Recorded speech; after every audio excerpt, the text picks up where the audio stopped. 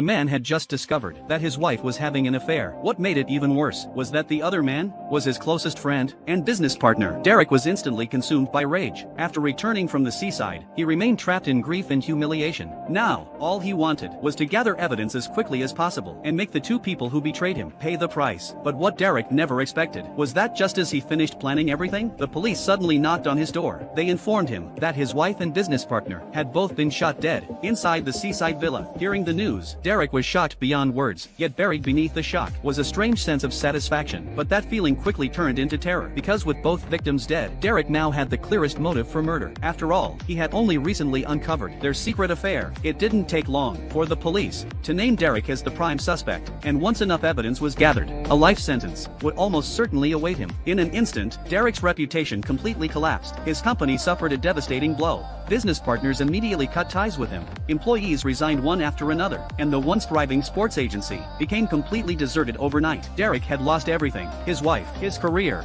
and possibly even his freedom. Just as he was nearing a mental breakdown, Lisa, the detective he had the affair with, appeared once again. Right after the funeral ended, Lisa quietly pulled Derek aside and informed him that the investigation had made no progress. According to her, the police still considered him their #1 suspect. At that moment, Derek suddenly realized something was terribly wrong, because it was Lisa who first told him about his wife's affair. You killed them.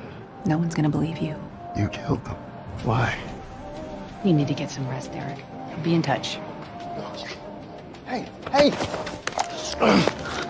I could kill you right now in self-defense. And in that instant, everything finally became clear. The beautiful encounter that night had never been an accident. It was a carefully designed trap from the very beginning. The deaths of his wife and business partner had also been orchestrated by Lisa herself. And Derek realized he had been manipulated like a fool the entire time. But he still couldn't understand what Lisa's true goal was. All he could do was helplessly endure the nightmare unfolding around him. While Derek struggled in confusion, his younger brother began noticing that something was deeply wrong. Unlike Derek, his brother was impulsive and hot-tempered. Watching his brother grow more exhausted every day filled him with anxiety. He repeatedly demanded to know what had happened. Left with no choice, Derek finally told him everything. Afterward, he warned his brother not to provoke Lisa, calling her a dangerous madwoman. He promised he would find a way to prove his innocence himself. On the surface, his brother agreed, but the moment he left, he secretly contacted several gang-connected friends and stormed into Lisa's house. They cornered her aggressively, demanding to know why she kept targeting Derek.